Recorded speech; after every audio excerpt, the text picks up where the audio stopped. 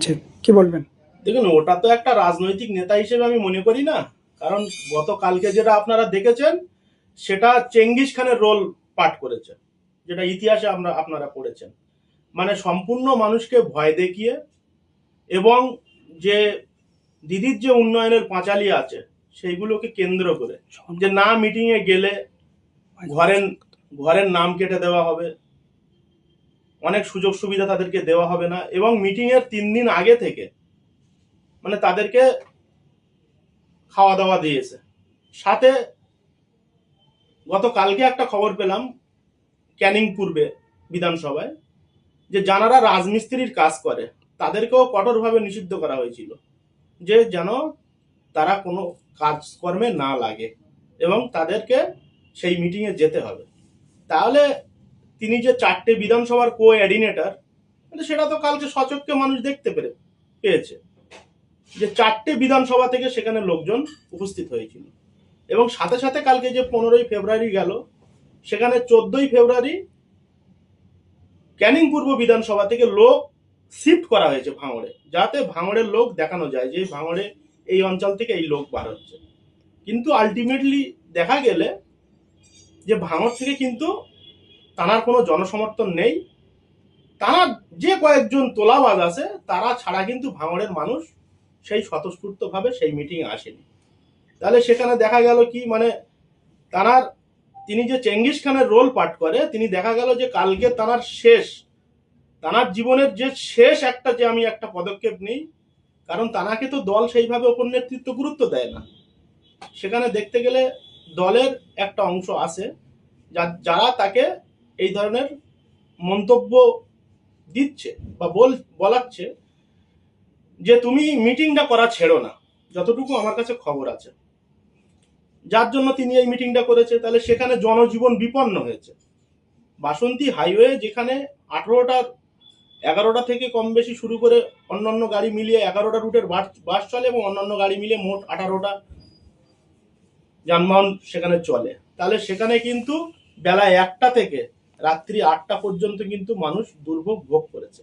তাহলে সেটা আমাদের দলের কাছে একটা খারাপ বার্তা।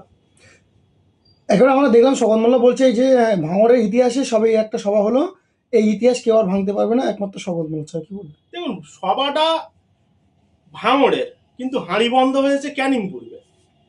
সভা হয়েছে ভাঙড়ে, কিন্তু হাঁড়িটা বন্ধ হয়েছে ক্যানিং পূর্বে। ভাঙড়ের লোকজন তো সেখানে ছিল না বলতে গেলে চলে। যত লোকজন সব তো বাইরে থেকে, যেটা আমিও মানে কম বেশি খবর রেখে দিয়েছি। সরবেড়ে থেকে লোকজন এসছে, ধামাখালি থেকে লোকজন এসছে, ওনার যে সাতগাছিয়া বিধানসভায় যেখানে উনি পর্যবেক্ষক, সেখান থেকে লোক আনিয়েছে। ক্যানিং পশ্চিম, যেটা পরেশরাম দাস যেখানকার বিধায়ক, সেই ব্যক্তি হয়তো নিজে আসেনি, কিন্তু সেই বিধানসভা থেকে লোক এসছে। ক্যানিং পূর্বে একচেটিয়া মানে মানুষকে প্রেশার ক্রিয়েট করে লোক বার করানো হয়েছে। এবং ভাঙড়ের ক্ষেত্রে যারা হাতে গুনতি বেশ কিছু লোকজন বার হয়েছে, তাদেরকে কিন্তু মানে রীতিমতো প্রেশার ক্রিয়েট করে, যে না গেলে ঘরের লিস্ট থেকে নাম কেটে দেওয়া হবে। এবং যারা আমার সমর্থক তাদেরকেও হুমকি দেওয়া হয়েছে যে মিটিং এ যেতে হবে। অনেকেই যায়নি, অনেকেই রাস্তায় বার হয়েছে, ফিরে এসছে। রাস্তায় হয়তো লোক ছিল, কিন্তু ঘটকপুকুরে মেন যখন বক্তব্যটা রাখে তখন হয়তো আপনারা ফলো করেননি, তখন কিন্তু লোকজন সেইভাবে পাশে ছিল না। কারণ জোর করে কখনো কোনো কিছু হাসিল করা যায় না। মানুষের ভালোবাসা সম্পূর্ণ একটা দিক। আর 2026 যে নির্বাচন আসছে, ভাঙড়ের ক্ষেত্রে বলি, মানুষকে ভালোবাসা দিয়ে ভোটটা নিতে হবে।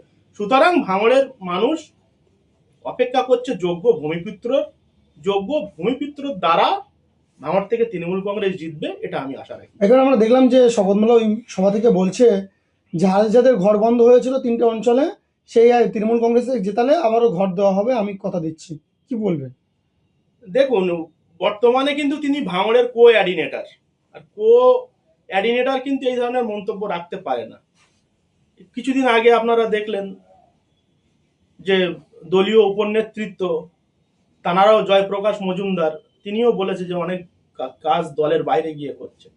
তাহলে এই যে একে বলে গাল বাড়িয়ে চড় খাওয়া, তিনি কোনো দায়িত্বে না থেকে তিনি এই ধরনের মন্তব্য করতে পারে না। কারণ দলীয় নেতৃত্ব কখনো এটা চায় না, কারণ তিনি দলকে হয়তো বদনামে ফেলতে চাইছে।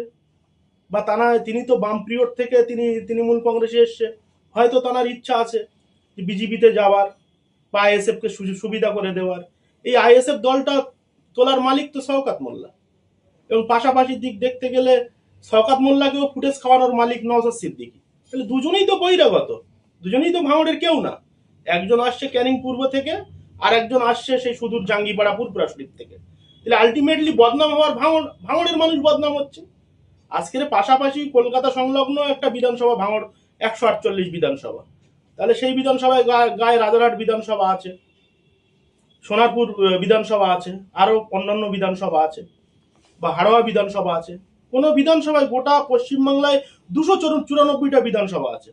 এত মিটিং মিছিল তো কোনো বিধানসভায় হয় না। তাহলে তানার যে আর কোনো অস্তিত্ব নেই, বা তানাকে যে দল কোনো গুরুত্ব দেয় না, এইগুলো করে দলকে একটু সান্ত্বনা দিতে চাইছে। কিন্তু দল জানে যে গতকালকে যে মিটিংটা হলো, সেই মিটিংটা কিন্তু ভাঙড়ের লোকজন ছিল না। কারণ আমাদের দলীয় যে খবর বা বার্তা আছে, 72 জন আধিকারিক কিন্তু ভাঙড়ে ঘুরছে, এবং যেখানে মিটিং 15 তারিখ হয়েছে, সেখানে 14 তারিখ কিন্তু অন্যান্য বিধানসভার লোক ভাঙড়ে শিফট করা হয়েছিল, যে এই কোনো একটা অঞ্চল থেকে একটা মিছিল বার হবে বা র্যালি বার হবে বা কিছু গাড়ি বার হবে, যাতে দেখানো যায় যে না ভাঙড় থেকেও লোক বার হয়েছে। অ্যাকচুয়ালি কিন্তু ভাঙড় থেকে সেই কোনো ওনার যে ভাঙড়ে কোনো গুরুত্ব নেই, সেটা কালকে প্রমাণ হয়ে গেছে। দাদা লাস্ট প্রশ্ন করবো, যে একেবারে দেখলাম যে শওকত মোল্লা ওই সভা থেকে একেবারে দেখলাম যে আপনাদের তৃণমূল কংগ্রেসের দাপট নেতা ছিল রাজ্জাক খান, তার খুনের দায় তাকে ফাঁসানো হচ্ছে, নাকি আইএসএফরা খুন করেছে, এমনটাই কিন্তু অভিযোগ করছে তিনি। কি বলবেন? দেখুন, দলীয় ভাবে তানাকে তখন অবজারভার করে রেখেছিল, এখন তিনি কোঅর্ডিনেটর। তাহলে তিনি তো ভাঙড়ে যেভাবে আসছে, তিনি তো সাতগাছিয়া বা ক্যানিং পশ্চিমে সেইভাবে গুরুত্ব পাচ্ছে না, বা সেখানকার লোকজন গুরুত্ব দিচ্ছে না।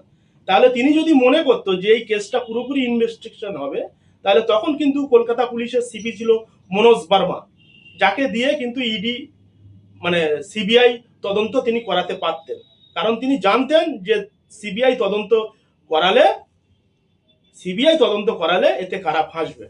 কারণ এটা তো ভাঙড়ের মানুষের আর জানতে বাকি নেই যে রাজ্জাক খান কিভাবে খুন হয়েছিল, বা কারা খুন করেছিল, বা সেই আসামিরা যারা, তারা সব কিন্তু জামিন পেয়ে গেছে।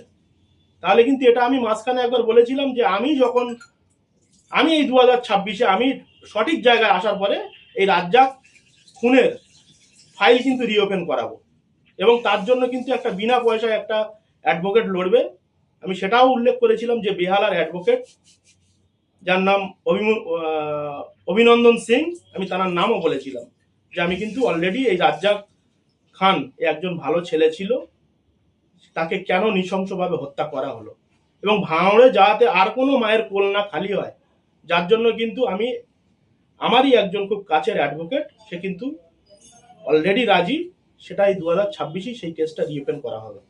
কারণ তিনি যদি মনে করতো, তিনি তো এখন কোঅর্ডিনেটর সেইভাবে দায়িত্বে নেই, তাহলে তিনি এই মনোজ বর্মাকে দিয়ে পুরো কেসটা সিবিআই তদন্ত করাতে পারত, এবং অরিজিনাল যারা আসামি তাদেরকে খুঁজে বার করতেও সুবিধা হতো, বা যাদেরকে খুঁজে পাওয়া গিয়েছিল তাদেরকে অন্তত যাবজ্জীবন কারাদণ্ড দিতে পারত।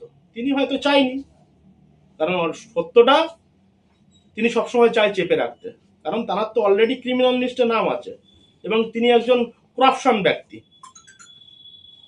তাহলে এখন যে আমাদের যে কলকাতা পুলিশের সিপি হয়েছে সুপ্রতিম সরকার, আমি তার কাছে আশা রাখি যে ভাঙড়ে যাতে আর কোনো গন্ডগোল বা কোনো দিনও যদি এই ধরনের ঘটনা ঘটে, যাতে ভাঙড়ের মানুষ সুস্থ বিচার পায়।